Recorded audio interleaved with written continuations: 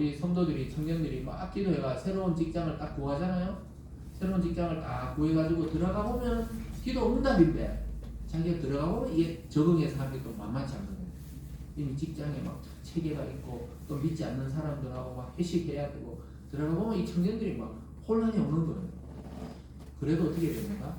하나님 믿고 기도하면서 거기서 적응해서 승리해야 하는 것입니다. 결혼 생활도 그렇잖아요. 하나님 결혼하게 해주세요. 막 이렇게 기도가 딱 살아보면 어떻습니까? 너무 다른 이 인종이거든요. 너무 다르거든요. 같이 살아보면 이게 초반에는 이거 맞추는 게 너무 다르거든요. 막 취약도 뒤에서부터 짜야 되는데 어떤 사람 중간에 탁 짜지 이러면 서로 이게 생활 스타일이 다른 거예요. 그래서 막 울며 기도하면서 막 사람들이 그러는데 그럴 필요가 없어요. 하나님이 하루하루 살다 보면 다 맞춰줍니다. 새로운 직장, 또 결혼해서 신혼부부들 있잖아요. 엄청나게 저도 저희인데 상담한 사람 많았습니다. 그 해보면 이게 너무 다르는 거예요. 너무 다른 거예요. 그러면 이제 젊은이들 보고 그러죠. 다 그 과정을 거쳐서 지금 이렇게 30년, 10년, 20년 사는 거지. 초반에 왜 연애 5년, 6년 해도 같이 살아보면 완전 다르거든요. 이 느낌이, 이 스타일이. 그래서 오해를 많이 한단 말이에요. 그때 어떻게 생각합니까? 그때 막 사람들이 우울하다, 두렵다 이런 생각을 엄청 하더라도 믿음으로 또 말씀을 듣다가 보면 또 주변에서 그 격려해 주다 보면 잘 이기고 또 승리하게 되는 것입니다. 그래서 여러분 하나님이 주신 기회라면 앞에 보이는 게 두렵더라도 너무 두려워하지 마시고 믿음으로 나가 승리하시기를 바랍니다. 아멘. 오늘 마지막 두 번째로 보면요, 하나님이 말씀하십니다. 너희들 그 살림에 그 있는 그 땅 끝까지 너희 땅이 되게 내가 만들어 주겠다고 약속을 해 주는 모습을 보게 됩니다. 왜냐하면 두려움과 위기를 느끼고 있는 그 요셉 자손에게 하나님께서 여호수아를 통해서 위로와 격려의 약속을 주셨습니다. 요단강을 건너고 첫성 여리고부터 가나안 땅을 정복할 때까지 누가 도와주셨습니까? 결국은 하나님이 약속한 언약 백성이고 또 언약의 땅이기 때문에 하나님께서 도와주셨다는 거예요. 그렇다면 이 산림에 있는 그 족속을 몰아내고 철병거가 있더라도 승리하게 하시는 분은 누구라고요? 하나님이 하시는 거예요. 그래서 여러분들 자녀들이나 또 주위에서 어려움을 겪고 있는 사람들에게 막 크게 도움을 안 주더라도 살짝 위로하고 격려하는데 힘을 팍떡 일어서가지고 힘을 내고 또 달려간다는 거예요. 그 자녀들에게도 마찬가지죠. 자녀들을 위로하고 격려하면 어떻게 돼요? 다 일어섭니다. 실패했더라도 다 위로해주면 또 일어서요. 그래서 여성들과 남성들이 다른 게 뭡니까? 여성들은 그냥 공감해주기를 원한다 그러잖아요. 옛날에 예를 들어서 예전에 보면 뭐 스팀 청소기에 나왔다. 스팀 청소기 나왔다 그러고 로봇 청소기 있잖아요. 막 움직이는 거. 그 어떤 부인이 로봇 청소기가 나왔다는데 가만히 앉아 있으면 그냥 자기가 알아서 청소하는데 그럼 남편들은 뭐라 그래요? 아 그런 청소기 나왔구나. 그리고 공감해주면 되는데 얼만데? 이래 물어본다. 남성들은 자꾸 문제를 해결해 줘야 된다고 생각하기 때문에 그래서 얼만데? 자꾸 이런 물어본다 그러잖아요. 저도 이렇게 보니까 그런 것 같더라고요. 부인들은 그냥 하는 거 아닌데 이걸 들으면 되는데 틀어주면 되는데 남성들은 그래서 얼만데 어떻게 하라고 자꾸 이러면 안 한단 말이에요. 이게 남성의 사고의 어떤 흐름이라면 여성들은 야 이런 게 있다더라 저런 게 있다더라 뭐 이렇게 이야기하는 것이죠. 그래서 옛날에 어떤 목사님은 그러잖아요. 부인을 동창회 보낼 때 3일 금식하고 보내야 된다. 가도 막 누구 이래 했더라 저래 했더라 이런 말이 그 명품 이야기 뭐 학교 애들 성공한 이야기 뭐 남편 성공하게 하는데 자기 집에 돌아오면 막 설거지하면서 막 그래서 깬다는 거예요. 그래서 보내기 전에 3일 동안 금식 기도를 해라 그런 이야기 하시는데 근데 오늘 여호수아가 잘한 게 뭐냐? 격려해요. 또 하나님의 약속을 받아서 알려줍니다. 너희들이 순종하고 나가면 어떻게 해요? 끝까지 그 땅 끝까지 너희들이 차지하게 될 것이라고 이야기합니다. 지금까지 하나님이 이스라엘을 위해서 싸우셨는데 그 땅을 차지할 때는 하나님이 돕지 않을 이유가 없다는 겁니다.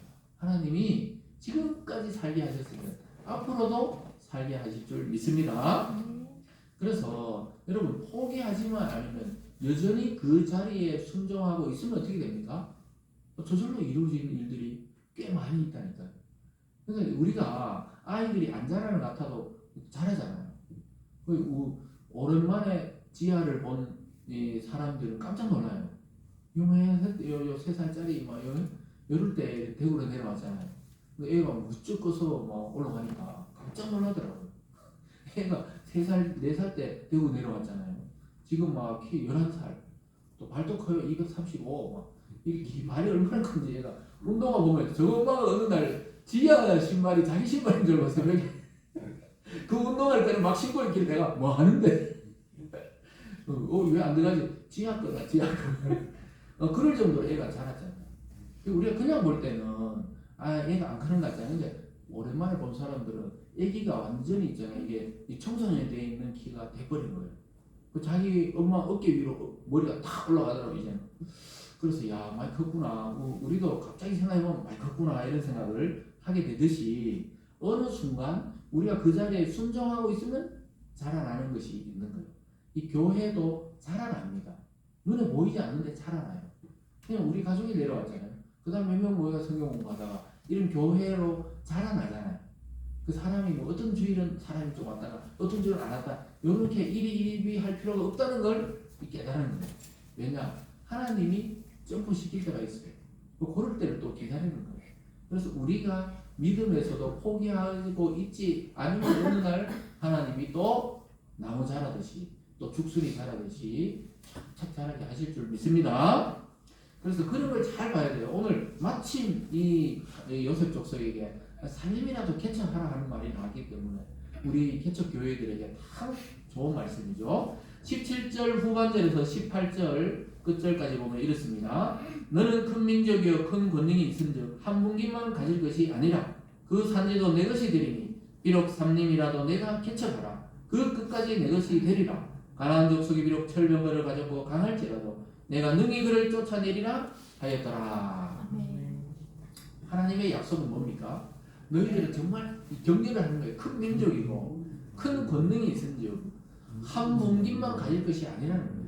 한 분기만 가질 것이 아니고 그 산지도 너의 것이 되기라. 그 밑에 것도 뽑았지만 쫓다 그러잖아요. 그 땅하고 위에 땅하고 너희들 전부 너희 땅이 될 것이다. 그러면서 어떻게 해요? 가서 개척하라. 이게 사실 다른 말로 하면 이 경작하라는 말도 있거든요. 개간하라는 말인데 요즘 번역에 개척하라 이러니까 우리 개척교회랑 딱 맞는 말이구나 이런데 예전에 보면 또 개간하라 또 이 기경하라 간다 이 말이거든요. 땅을 간다. 그러면 끝까지 내 것이 되리라. 그러면서 가나안 족속이 비록 철병거가 있고 강할지라도 내가 능히 그를 쫓아내리라. 너희들 지금 봐봐라. 여리고 할 때 그냥 돌라 그러니까 도니까 무너졌지. 남부 지역 다 물리쳤지. 북부 지역 다 물리쳤지. 그런데 살림에 있는 그 민족을 칠 때 하나님이 안 도와주겠냐? 여전히 하나님이 함께 하니까 가서 승리하라고 격려해주고 있습니다. 여러분 하나님이 한 사람만 순종하면 역사를 바꾼다. 항상 이렇게 말씀합니다. 예레미야 선지자는 그 당시 모든 선지자가 항복하면 안 된다. 바벨론에 항복하면 안 된다.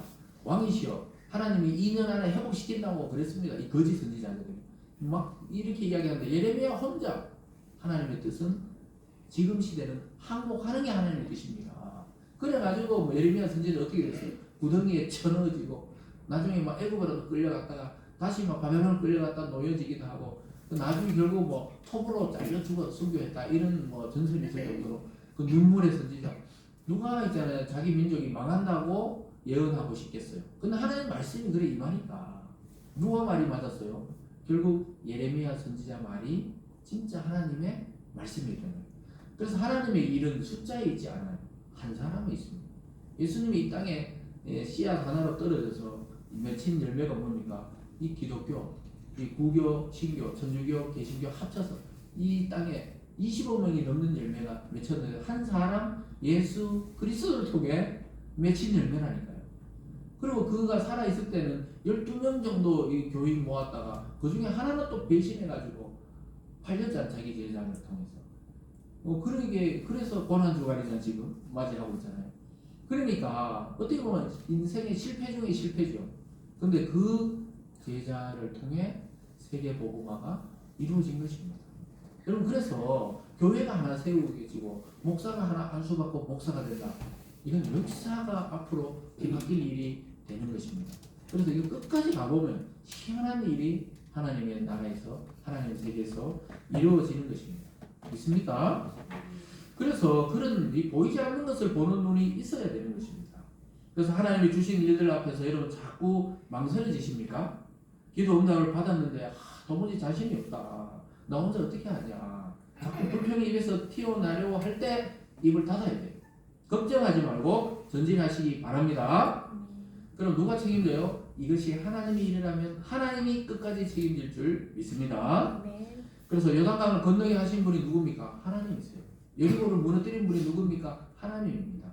태양과 달을 멈춰서 기본 골짜기에서 승리케 하신 분이 누굽니까? 하나님이세요. 그럼 오늘 살림이라도 개척하라고 하신 분이 누굽니까? 하나님이세요. 가서 순종하면 차지하는 거고 계속 두려워서 못 가면 차지 못하는 거예요. 하나님의 복도 믿음으로 나가는 사람이 받는 거지 그냥 생각만 하고 앉아있어 가지고는 아무 일도 일어나지 않는 것입니다. 그래서 그들이 군사력이 아무리 뛰어나고 무기가 뛰어나도 하나님은 하나님의 방법으로 승리를 주십니다. 제가 늘 이야기하는 게 다윗 이야기잖아요. 다윗이 물론 왕이 되었을 때는 갑옷을 입고 나갔지만 소년 때는 왕의 갑옷이나 칼이 안 맞았어요. 사울 왕이 걱정돼서 주는 그 칼과 옷이 안 맞았어요. 막 질질 끌리고 이러니까 오히려 갑옷과 왕의 칼을 내려놓고 자기 원래 입던 그 타잔 패티 같은 옷을 입고 가가지고 물맷돌로 칼이 아니고 그걸로 그냥 골리앗을 쓰러뜨려 버립니다. 그래서 하나님의 방법은 따로 있다니까요. 그래서 저와 여러분들이 저는 목회를 하고 있고 여러분 각자 또 영상을 보시는 분 중에는 각자 다양한 사업이나 이런 걸 하시지만 그곳에서 자기에게 맞는 옷과 자기에 맞는 무기를 가지고 딱 나가야 승리하지 남껏 따라해가 성공한 사람 아무도 없어요. 그냥 그 사람 따라하다 끝나는 거지. 절대로 하나님은 그렇게 창조하지 않았습니다. 모든 사람의 인생을 개성 있게 각자 그 은사를 줬기 때문에 절대 남 따라해서는 남 따라하다 끝이 나는 인생이 됩니다. 그래서 독특하게 그냥 자기 스타일대로 가야 되는 거예요. 사랑하는 성도 여러분, 이스라엘이 사는 방법이 달랐듯이 오늘날 예수님 믿고 사는 성도는 달라야 됩니다. 자꾸 세상 사람들처럼 사고하고 세상 사람처럼 살려고 하니까 능력도